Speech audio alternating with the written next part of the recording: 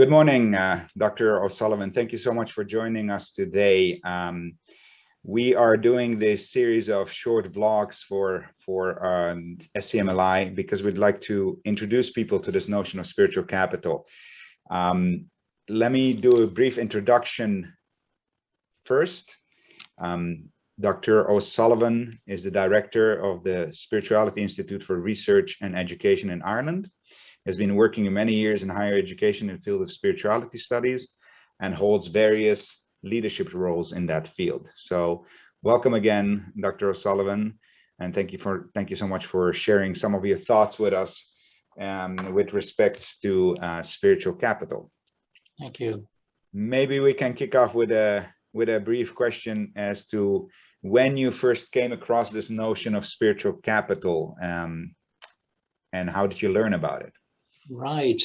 Yes, as far as I can recall, Philip Sheldrake perhaps was the person who brought it to my attention first, in that he made me aware of the work of Chris Baker at the University of Manchester and said he was working in this area. We were having a conversation, I suppose, Bernadette Flanagan, my colleague, and Philip and I. And Philip is very well known in the field of spirituality studies. He's a very prominent UK spirituality scholar and works now too in North America and the United States.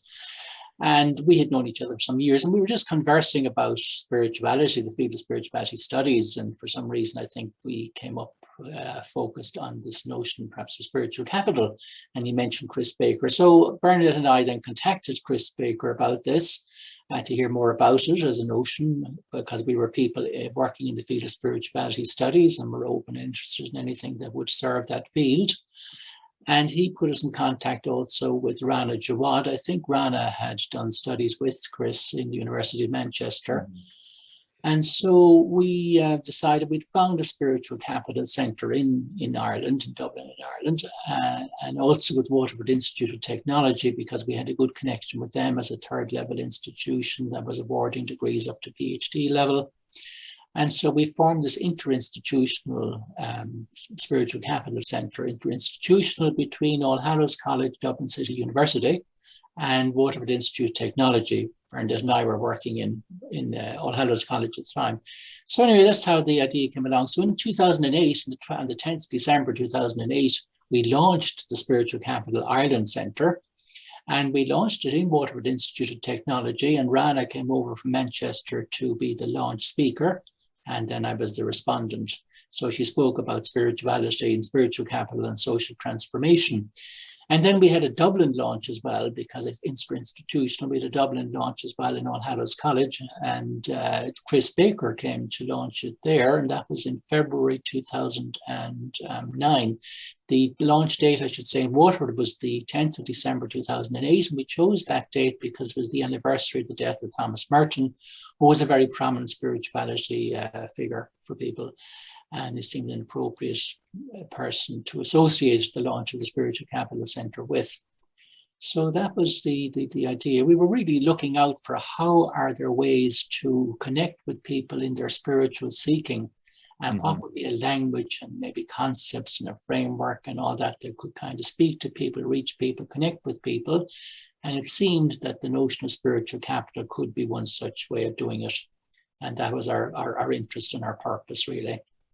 Interesting. So it's been active for about let's say 13, 14 years now. Yeah.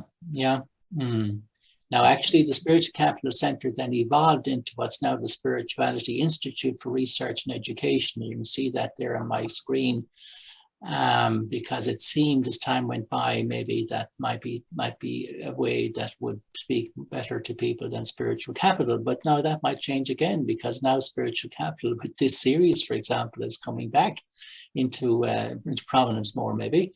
And I've always been struck too by saying the last 2 years I've been struck by the fact that while I put spiritual capital readings on my reading list in modules I teach in the field of spirituality, I haven't really gone into it as a concept and that in my teaching, but I have discovered in the last 2 years that students would see the reading list, they would read some of these pieces of writing, and they would actually bring it into their assignments. So it has made me aware that maybe for some reason now this is kind of coming back in again as a way to think about things in the field of spirituality.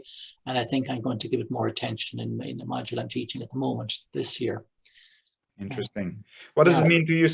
What does it mean to you specifically? This notion of spiritual capital. Specifically, well, basically, it's that I think we're living now in a world, certainly in the Western world anyway, where theology and church and that are struggling with people are not having the same confidence in them. Perhaps they're feeling a bit more disaffected from them, a bit more alienated from them because of some of the things that have got a lot of publicity, like the sexual abuse cases and the way they were handled and that. And people just don't find church and theology, a lot of the people find anyway, the church and theology don't speak as well to them as maybe they did maybe at an earlier time. And at the same time, they experience themselves clearly as spiritual seekers and searchers in that. So the spiritual character of the human being doesn't go away, even if their kind of association and affiliation with church and that wanes. So for me, spiritual capital, then it's very important we stay connected with the spiritual seeking and searching of people. And we need to find ways that can do that in today's world that can be more meaningful for people and be more kind of welcoming of people in their journeys. And in the field of spirituality studies I'm engaged in, we do find the spirituality is a much more hospitable, it tends to be a more hospitable field for people than maybe the theology field. That's what people tend to say, they feel more comfortable coming to study about being a spiritual being and their spiritual journey, their spiritual seeking in a field of spirituality studies than in studying theology, let's say. So we're trying to cater for that, and anything like spiritual capital then as a notion and a concept and a framework and a language that can help to do that for people, we are certainly interested in it. I think so. You're touching on something there, which also is one of the important reasons why we at SCMLi have chosen this language, which is access and ability to bridge, different ideas that people have about spirituality and religion, and to open up the conversation again. We are aware, as many people are, of the challenges that sort of traditional religious discourse is having. But we're also very aware that it's very unlikely that religion is going to go anywhere anytime soon. It is part and parcel of human reality. Yet there is a clear need to both, reinvent some of the experiences that people have around religion and spirituality, as well as deal with issues that have happened throughout the history of religion and spirituality. Does that resonate with you, that idea? Oh, absolutely, yes, yeah. But I think people want to be approached through their humanity. And sometimes they can feel that religion is coming at them through, church orthodoxy and theology, creeds and so on, and church doctrines and so forth. And they're not as at ease being approached in that way in terms of their spiritual journey and spiritual seeking. They wish to have an approach to them through their humanity. And the notion that people are inherently spiritual as human beings then is a good place to proceed from. And we try to kind of focus in on that. In what sense can you say the human being is a spiritual being? And then I think that becomes a form of spiritual capital when they realize, I have capital in my being. It's not just a matter of financial capital. Right. There are spirituality, and that is a resource. It's a resource for living that I can kind of draw from and get benefit from and so on and get return on. So so the whole idea of just thinking in those terms, that spirituality is a resource for living, a very powerful resource for living. Yes. And I suppose when we set up the Spiritual Capital Ireland Centre in 2008, it was at the time when you had the big economic collapse around the world, really. And in Ireland, anyway, they were doing this, financing the banks. It was recapitalizing the banks.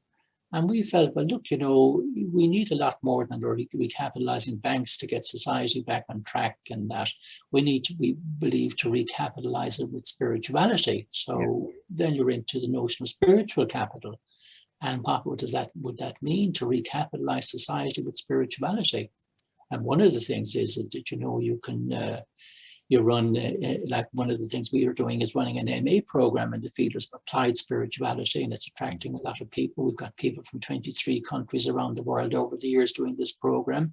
And it has sustained itself over 20 years now that we've been running this program, with people going on to PhD studies in spirituality from it and so on.